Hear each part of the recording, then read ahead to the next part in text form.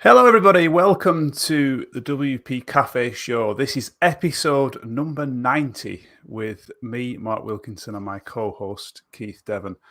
Thank you so much for joining us. If you're new here, this is the weekly WordPress-related show where we talk about basically anything WordPress, stuff we've been up to with running our agency, building our WordPress products, plugins, block development, site editing, you name it, we kind of get into it. And it's really nice to have you along. If you are joining us live, then please let us know in the chat who you are, where you're from. It's nice to see who's listening. So before we get started with some of the topics we're going to be discussing today, how have you been this week, Keith? What's your week been like? Your shortened week. We've had a shortened week here in the UK. Shortened week. Yeah, it's been a weird week. I've been very, very tired. I had a bit of a boozy lads weekend in Copenhagen last weekend, which I will say is an absolutely stunning city. Yeah. Highly recommend it. And it's a place we did a bike tour on the Saturday morning. We got absolutely gorgeous weather for it as well. And we did like a 3.5 hour bike tour, and we were cycling around Copenhagen with a guide who's Danish and telling us all about the city and the country. And it was so inspiring. I don't think I've ever been as inspired by a place. Wow. As I was, just the kind of culture and society, and they just seem to have got a lot of stuff right. I kept looking for like, what's the dark side to this place, because it all seems so perfect. Like everyone's nice, it's clean, everyone seems wealthy, and like it was all just like, this is weird, like it's too good to be true. So if anyone knows what Denmark's secret dark side is, please let me know. But I loved it, absolutely loved it. But it was a bit heavy, and then a couple more days, long bank holiday, doing another few bits and pieces. So I've been absolutely knackered. But work-wise, pretty good. Got some good news today, didn't we? We did, didn't we? Just literally before this call, that was some good news. New project that we've won. Our first sort of website build project in a while, actually. Like big one as well, not just a smaller one, but like a meaty one to get into, which is good. So that was good news. That email dropped, literally just before we started this call. So that was good. Very, very exciting. So how about yourself?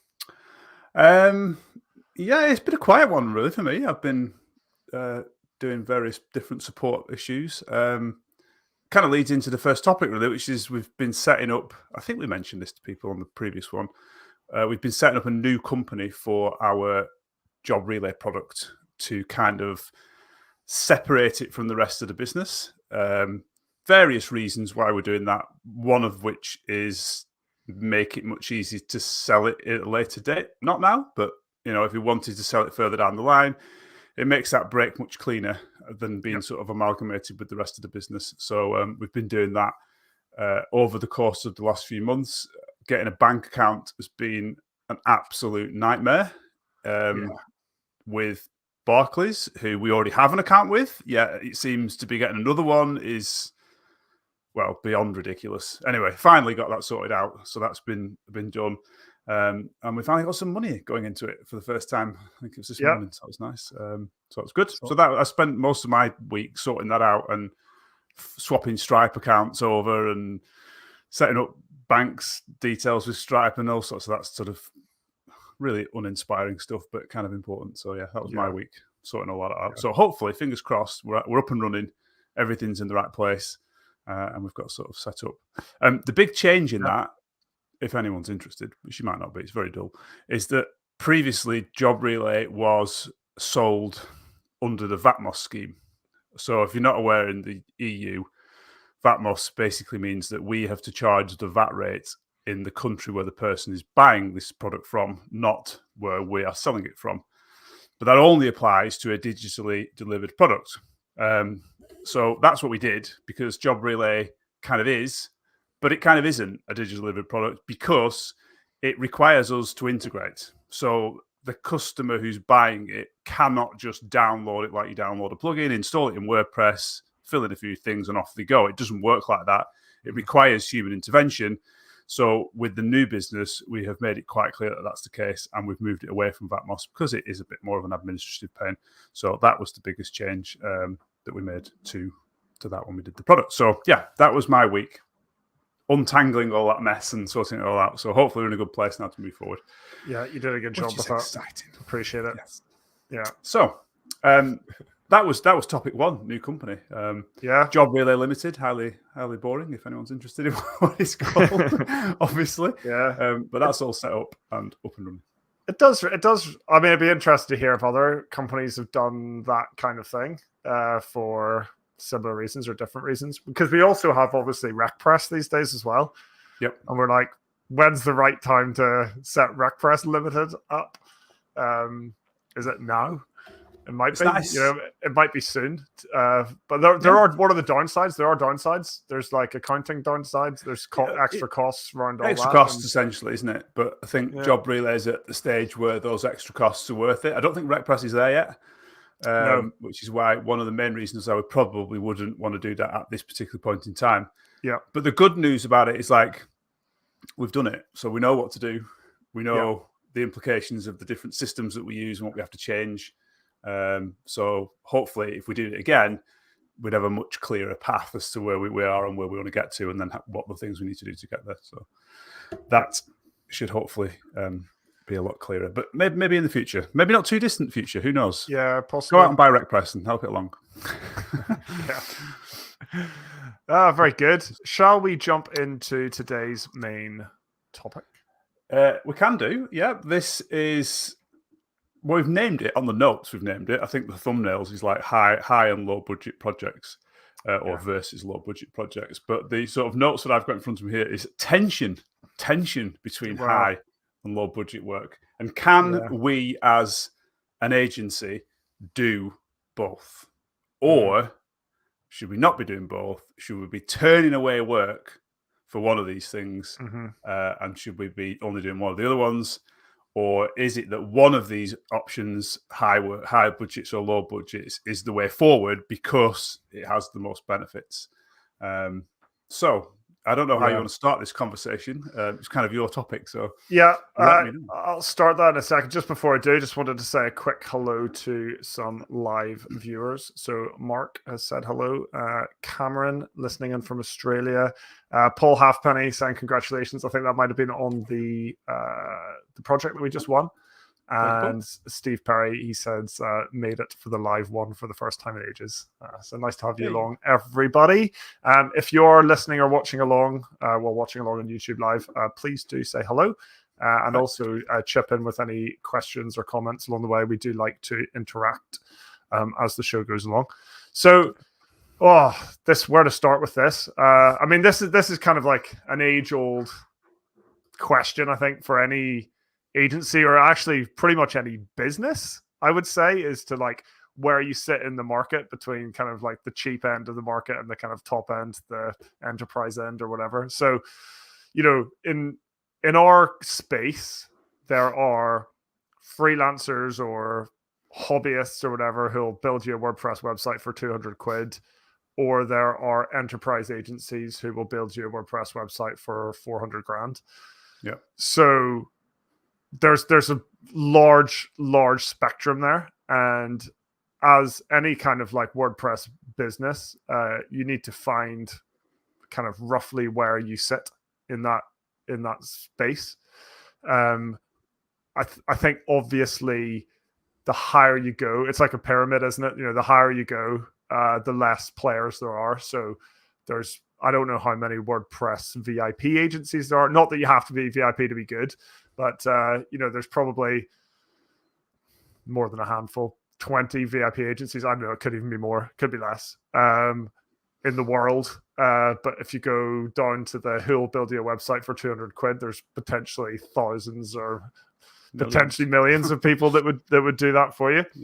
Yeah. Would you say that the pyramid works in the same way for the number of customers that you have access to, if that works? So the number of people that want to spend £400,000 on a WordPress website is obviously significant. I would assume significantly less.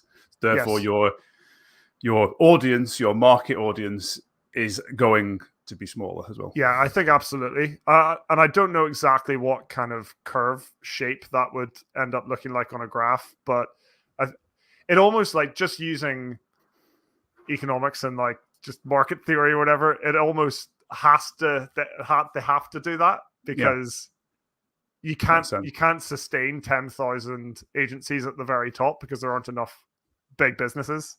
And if there was only one person doing them for 50 quid, very quickly everyone would figure that out and everyone would be doing it because there's so much supply and not enough demand. So I think those things they'll always reflect the market, if that makes sense. So the people serving the market will always kind of reflect the market, I think. There could be an interesting inversion there, though, towards the bottom end, where actually there's only a few players doing it for dirt cheap. I'm talking about like the Wixes and the Squarespaces, like the kind of utility.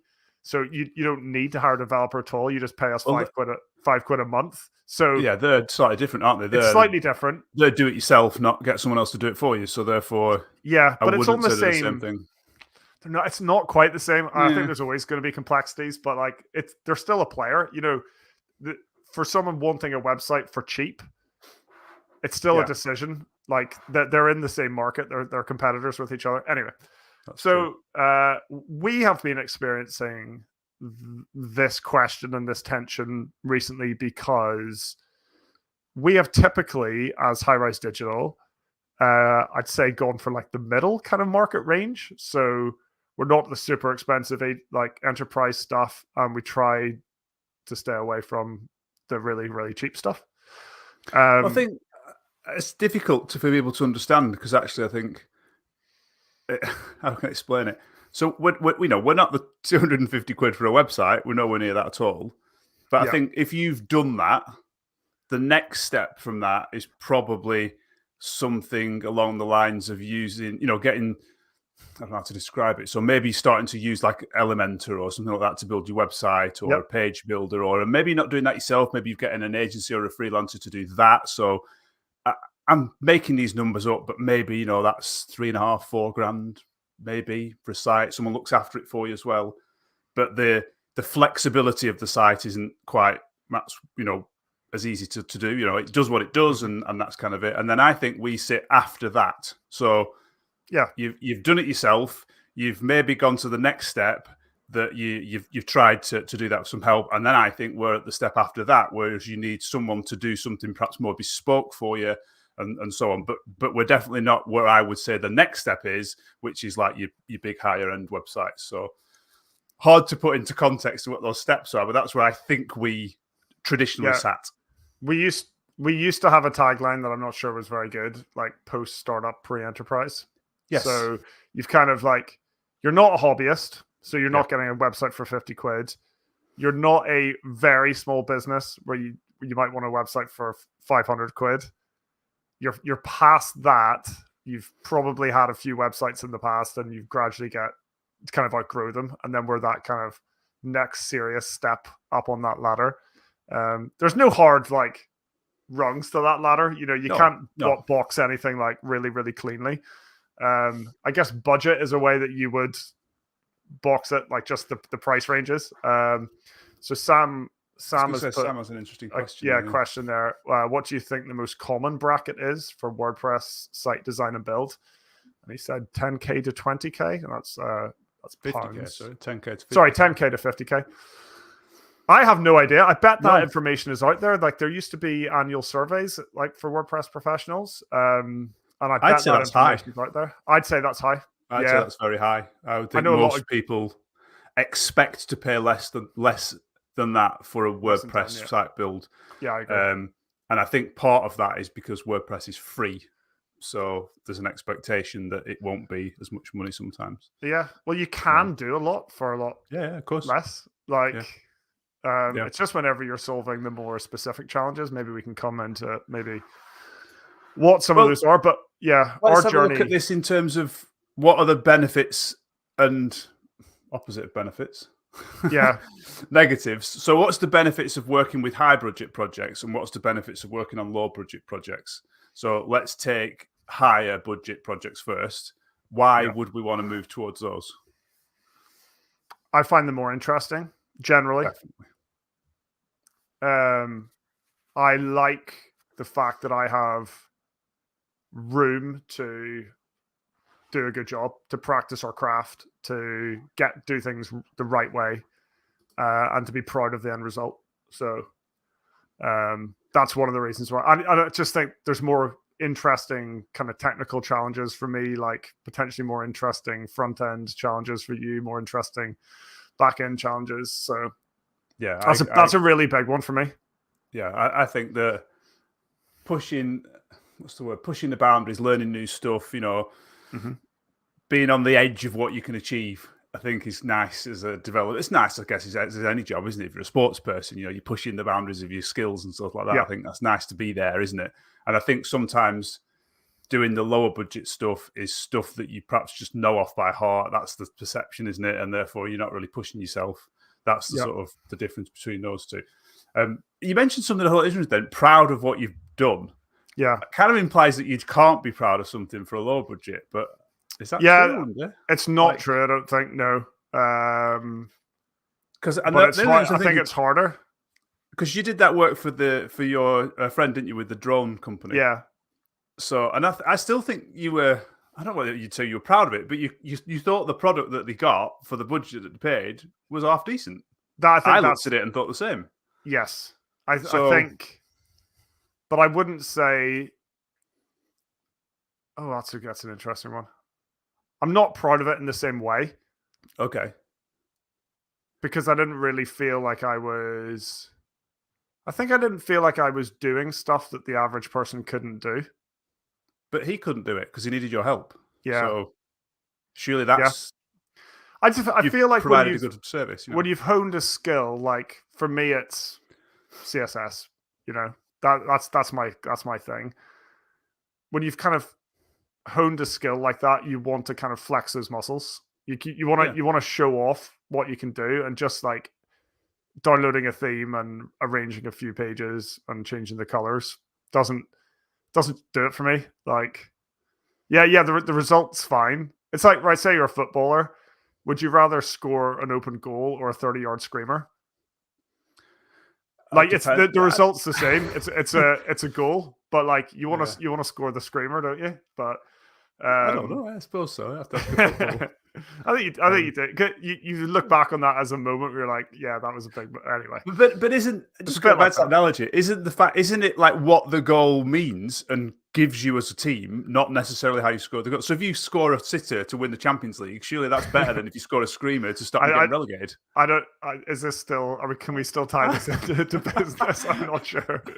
Anyway. I think I know what you're getting at. Like, so if I did something for 500 quid for someone and it transformed their business, would I be part of that? Yes, I would. And if I did something for £50,000 and it was just like didn't make any kind of business impact at all, would I be happy? Yeah, I'd probably be happy with a £500 effort. So I think that's hard to do. I think it's hard to transform someone's business for that kind of money. Yeah, because you've less options, haven't you? You can only do so much. So yeah, and the competition, you're basically the only way you can do that is by rinse and repeating, or doing something really low quality, which neither of those is going to give someone a competitive advantage in some way. So yeah, no, I know what you mean. Yeah. So they're the benefits of higher budget projects. What about any low budget? There must be some reasons why you'd want to go. Lots of agencies do this. Small projects, lots of them, get them in, get them out, next one, and then do that. So what are the benefits of that? Before I do that, Joe writes in, weirdly, I think higher budget projects tend to have clients who are easier to work with, less unreasonable expectations. That was actually on my list as well. I find the people that you work with and the expectations of those people tend to be better. Yes. At the higher budget ranges, in my experience. I find that people, we were talking about this earlier, some people that, no, not earlier, I can't remember. People that have like 50 quid a month to spend. I was talking to Mark about it earlier. 50 quid to spend, they just want the world for their 50 quid. Like, we had it recently with a call with someone looking for a recruitment website, and we actually put together a package that was very cheap. Yeah. And he wanted just the best website, but wasn't prepared to pay that ridiculously low fee for it. So I think you get a lot of that. Was the premise to this topic idea, because it partly. In many ways, the chap that we were talking to was kind of the right fit for us, but then just didn't have the budget, didn't want to spend anything on this, and kind of what he had. And I actually said this to him on the call, didn't I? I said, "You've just described what you've got, and it's pretty good. So why would you want to change? You know?" And he couldn't really answer the question, could he? Which is interesting. But, Yeah. Anyway. Yep. So go on. Low budget benefits, low budget projects. Like I said, there's tons of companies that do this, so there must be some.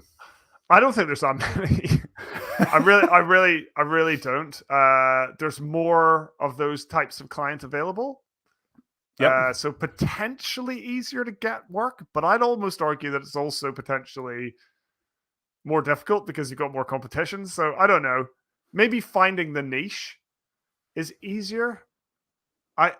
I don't know. Like we worked with a company years and years ago now that sold marketing services to financial advisors, like independent financial advisors or something. And their platform had thousands of WordPress websites. So you could argue that niching in a small market like that is quite easy, and there's potentially lots and lots of people that will be attracted to that niche. So I don't know. That's one. The other one I put here, but this is another one with a caveat, is that you can create like a sellable asset. So I think someone is more likely to want to buy. Say you get your business to £1 million a year turnover, right? Yep. I think if you have 300 customers that generate you £1 million a year, it's more valuable than if you have 5 to sell. That's a really good question. I would probably agree with you, but I'd need to time to think about that. Yeah, I think so. Yeah. I think like a higher volume business like that is less risky. Yeah. Because you can lose a couple of clients and it doesn't matter. But if you've got 5, you lose a couple, you've lost 2/5 of your client base. So what you're saying is if you want to build up a saleable asset, and someone tell us this is wrong, by the way, because we're not sure, but if you have more customers, it's probably more saleable. It doesn't necessarily mean you get more money for it, obviously, but it means it's more saleable, I would imagine. Yeah. Because like you said, the risk of someone, if you've got 5 customers and you lose 2, you've lost half your business. Whereas if you've got 300 customers and you lose 2, you've lost not a lot. I would say, I think it depends as well if how much of your revenue is recurring or retained. Yes. So Paul's written in there, one benefit of lots of small projects is the retained support hosting costs that you can make profit on. That's only true if that's what you're offering. So if you're doing one-off sites for 500 quid and then just letting it go, you've got none of that. You don't have anything saleable really, except maybe like a marketing machine, like a marketing and sales machine that can just churn through stuff. That's another thing I would say. That's a different question actually. Like sellable. That's interesting what Paul says though, because I think a lot of the customers who are spending low amounts of money on a website, I would say that only want to spend very low amounts of money on a monthly hosting and maintenance cost. And how profitable actually is that? Yeah. If you're only spending 75 quid a month on it or something, and what you're doing for that is an hour's work, so I don't know. Yeah. That's the thing. Like if I don't know what you would charge for hosting for, like you say, a low budget client doesn't want to pay 50 quid and probably doesn't need to pay 50 quid a month for their hosting. So like, how are you making profit on that? I don't know. People obviously do it, but it's a lot in the recruitment space as well. There's a lot of people offering sites for 50 quid a month, 100 quid a month, something like that. And that's what they do. It's like all the hosting, all the support, and your website design and development, etc., all bundled into one price. And we know a couple of those companies that have sold up, been acquired. So I suppose the other hard thing about low budget is that you need a lot of customers. Yeah, and exactly. If you're in a position to get those customers and quickly, then maybe low budget's the right thing to do. But you've got to have the ability to get a lot of customers. If you're charging 50 quid a month for something, or I don't know, 750 quid for a website, you need to be churning them out very quickly. So you need to have customer after customer after customer after customer in the pipeline to keep it going. Yeah. So if you're in a position or a space that's easy, then that's fine. If it's not, then it makes it very difficult, obviously. Yeah. It's a marketing problem then. So, and I've said as well, like a high volume of customers also means a potentially high volume of support. And we've found that difficult. JobRelay now has 350 customers or something. RecPress is growing. So we have a lot of active customers who we are responsible for, and I find it really difficult, even with RecPress. So we're doing, I don't know how many we're doing per month at the minute, but like there's a handful per month or whatever. Yeah. Even keeping for me, just to keep track of what I've done for each of those customers and what kind of stage it's at, and keeping track of all the emails and all the decisions and all, that's hard. Like much harder than doing one massive project every 6 months. But that's something I've learned over the last 4 years of JobRelay. It's just another skill that you need to learn. Yeah. You get better at it, as you do it. And because we haven't really done that before, been looking after all these customers. So I do think, just like learning JavaScript is a skill and learning React is a skill, that's a skill to be able to support multiple customers and keep on top of what they're doing and build processes that allow you to do it. It's all about processes. At the high volume stuff, the process side of things becomes so much more important. I think we'll come to that in a minute. There's other difficulties. About low budget. I think we've covered most of them actually. Yeah. Like higher volume of support, we just said. Higher levels of competition, we already talked about. And also this sense of like a race to the bottom. Like at low budgets, you are competing on price. Like that's why you're down there at the low budget range, because that's one of your primary USPs, I guess.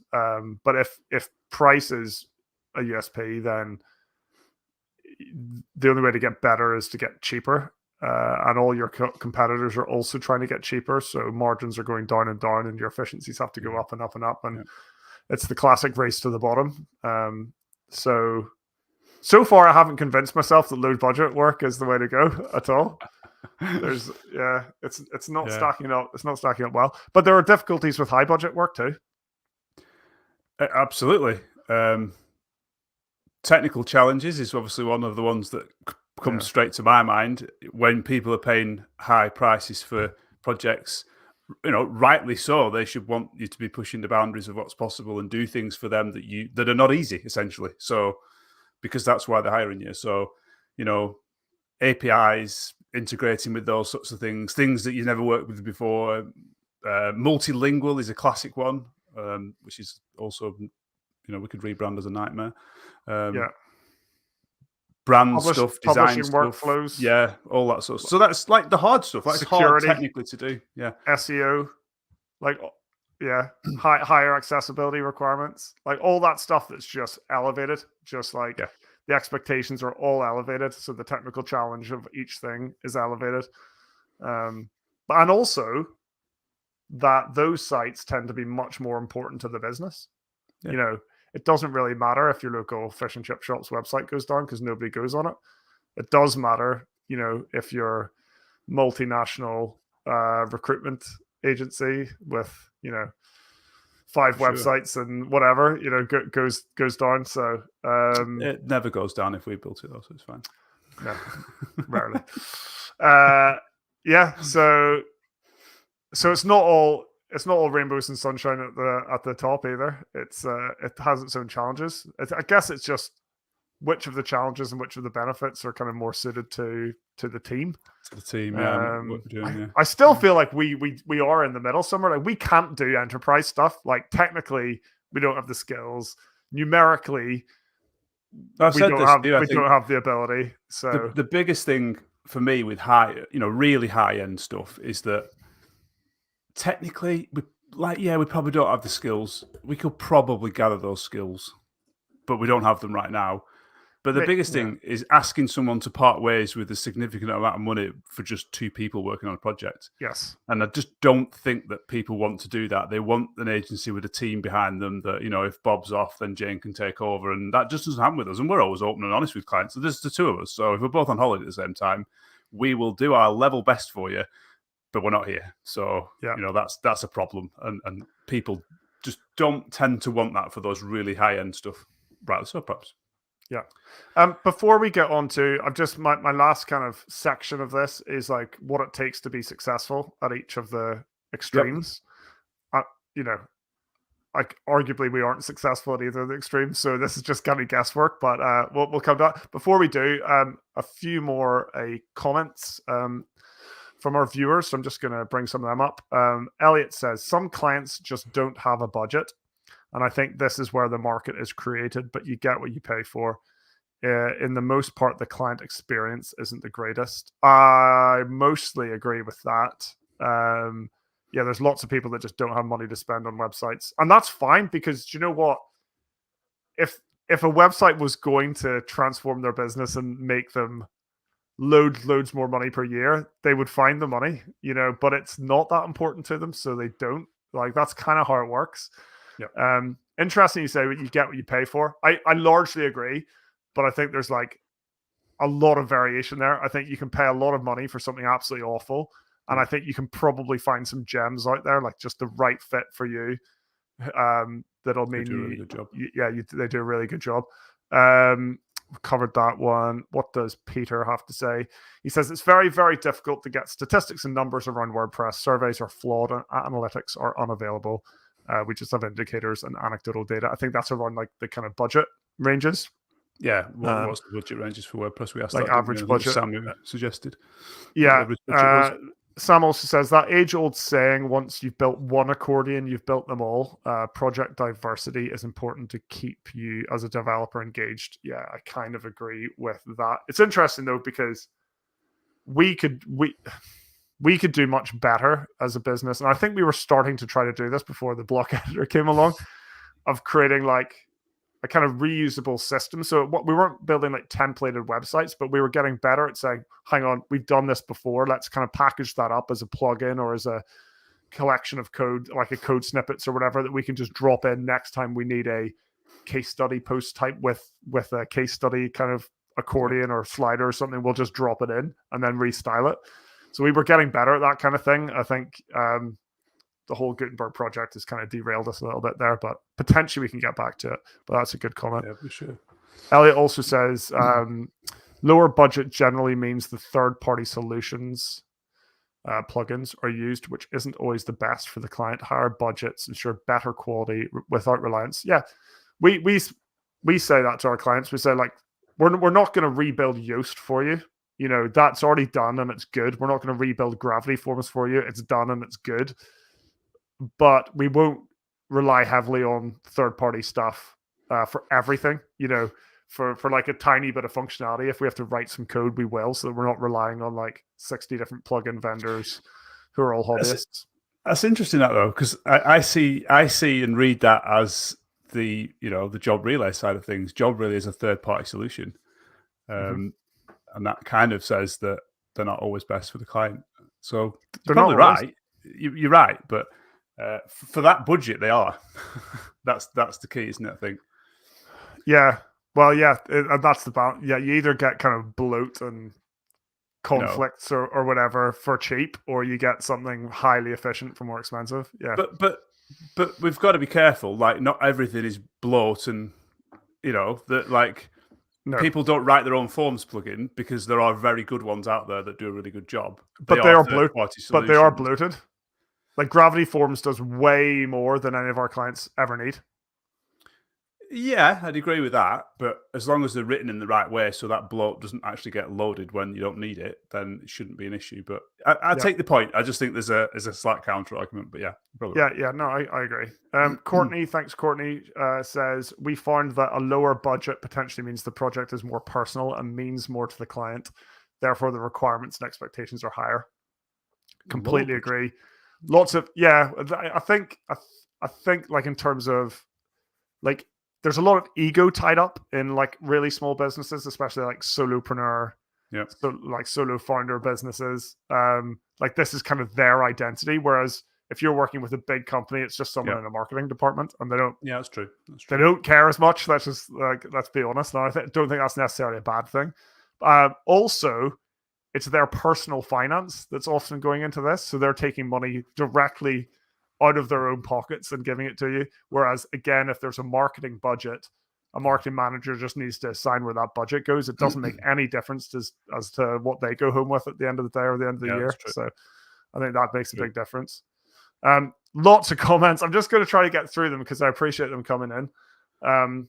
Cameron says, having worked on a few 6-figure site builds, the number of people involved on both sides is insane. Designers, developers, project managers, account managers, and more.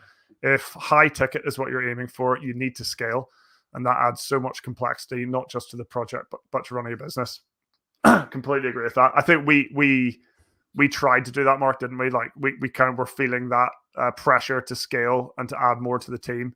And we just found that very difficult. So I think that's what's kind of capped us. Let's put the kind of ceiling on where we can. The thing that we learned from that, I think, and other people might have a different opinion, but is that when you scale, you need to push through a ceiling almost. So if you add 1 or 2 people to your team, it actually adds a load of work as well. So it's only when, and I don't know what the number is, but I would imagine once you get to sort of 7, 8, 9, 10, that's when you start to see those returns, because the things that you had to do with persons 2, 3, and 4, there's no extra. It's just the same things that you dealt with then, and then it helps. And I'm sure that happens again when you get bigger. You know, maybe when you get to 25, there's extra things you need to do, and therefore when you get to 35, you'll see the benefits. And that just didn't work for us. Maybe it will in the future, but I don't think so. I don't think we want to go there. I don't think we want to go there again. We were very lucky with being able to work with some really great people, but we just weren't the right people to manage it. Elliot backs that point up. He says, as you grow, surely you also need to expand, e.g. support team, development team, sales team, etc. The hardest thing is trying to do it all as a small team. I agree. It's a challenge though. So Mark and I think we have basically said to ourselves, at least for now and probably forever, like you just said, that we just want it to be the two of us. Which actually is a kind of nice constraint to have. So when we make business decisions, we need to make them with that factored in. Like, if this project or product becomes successful, like how long can we keep hold of it before it gets too much for us? And like, how are we going to deal with the extra support or whatever? So yeah, it's kind of a good challenge. And I think that's what's led us into this kind of JobRelay territory, this RecPress territory, is that we feel like we can scale to a point without having to grow the team. Do yourself. You know, if you'd have said to me, can you handle 350 customers at the start of JobRelay? Probably would have had some reservations on that. You know, that's a lot of people to manage, but actually it's perfectly doable. I hope our clients would say the same. I think most of them are happy. So fingers crossed that will be the case. So you can do it. And I guess that depends what your product is and what's happening. But, you know, it does. To think about. Yeah, absolutely. I said I'd look back into what I think it might take to be successful. And I think this would be interesting to get some comments on. So what would it take to be successful at high budgets? I think a high level of competence across a very wide range of skills and areas. And I think that probably means a big team.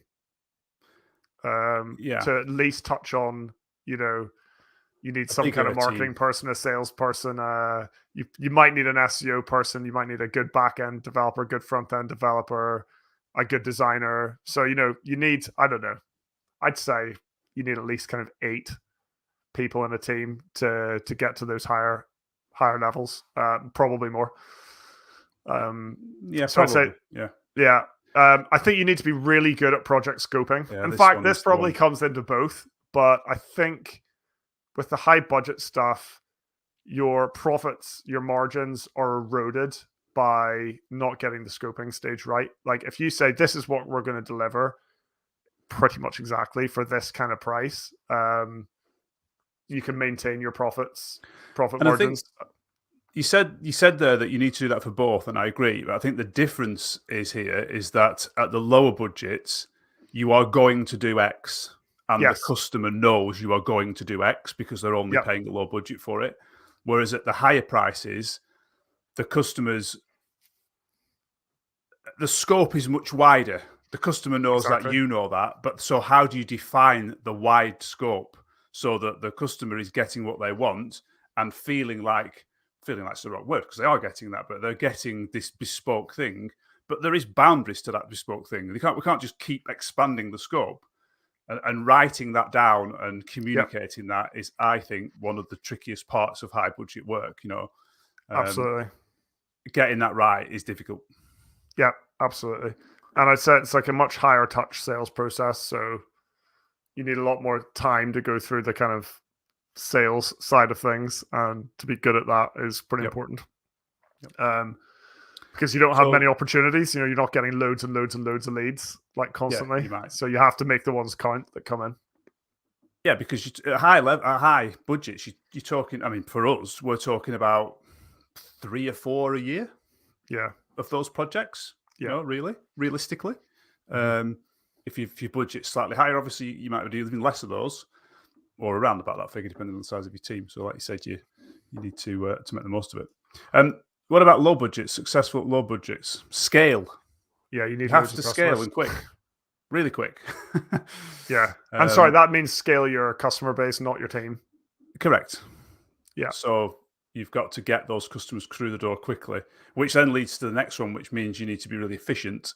Pretty much every part of your journey with websites and customers. So your build's got to be quick and efficient. Your support process has got to be efficient.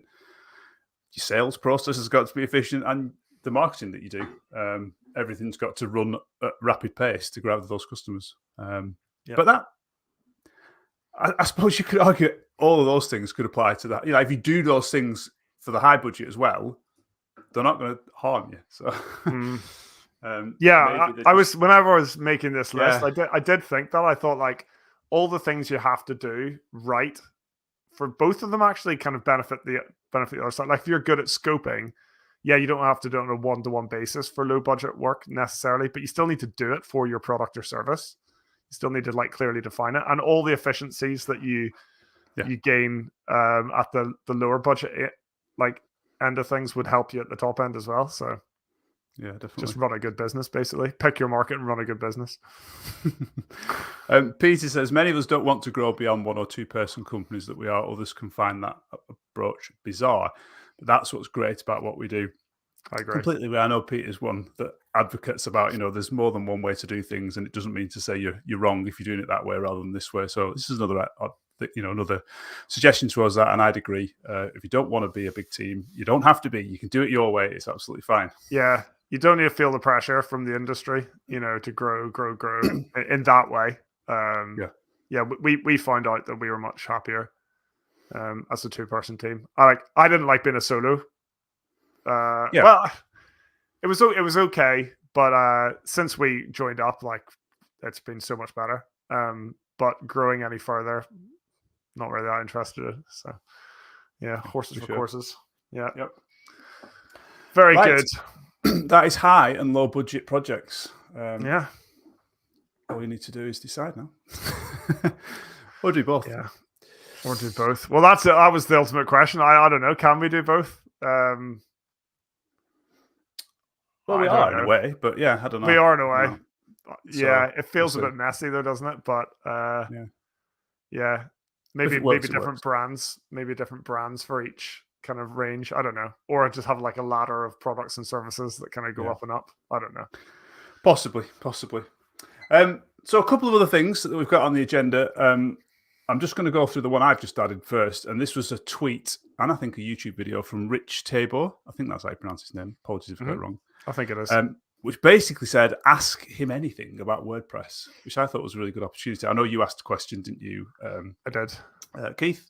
So Rich is, I think, works for Automatic, if I'm right. Yep. And heavily involved with the block editor and full site editing. So if you have any questions about that, stuff that you really can't find the answers to, ask Rich on Twitter or you'll find him on YouTube. There's a video that I'm sure you can post your questions to. I think he's keen to understand what the community is wanting answers to, so that he can hopefully provide some answers. So that was something I thought was interesting.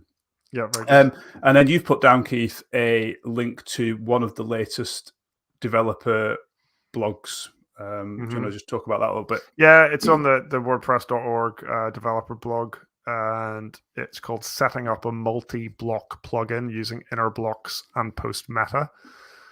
And I don't understand everything yet, but the thing that I think it opened my eyes to is that finally I kind of understand how editing blocks can link back to post meta, because I was always confused. It's like, yeah, you're building your whole page with blocks, but if I have like an information kind of heavy site like this, I think the example here is like book reviews or something, or movie reviews, something like that. So they've got like a rating, like a star rating or a heart rating out of 5, right? And I was always thinking, well, you would want a custom meta box on your edit post page. How would you just select 1 to 5? Like, how would I do that as a block? I don't want a block where I can like type in 5, and I don't know. I didn't see how that all worked. So the kind of content management of that kind of thing. But this basically describes it. So creating a block that then saves post meta, like updates post meta. So I can click on the little star rating block. I can change that to 4 stars. And it updates the block like visually, and it also updates the post meta. So I can now move that block around and do whatever I want with it, and change it, and it'll update. So it just joined a few dots for me in the sense of like how we might do this going forward. So yeah, for me it was good, and I think I can kind of understand how like more data driven websites can use the block editor. So bit of an eye opener, and quite encouraging. Yeah, I read that article and was slightly confused. So you've kind of summarized, but if that's what the article was supposed to be about, I think it gets lost in some other things.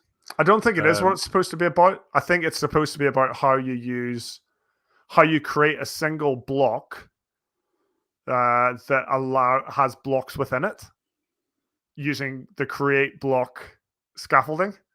I think that's the premise. That's the main premise of the article. So for example, do you know the way like a list block has like a list item block inside it?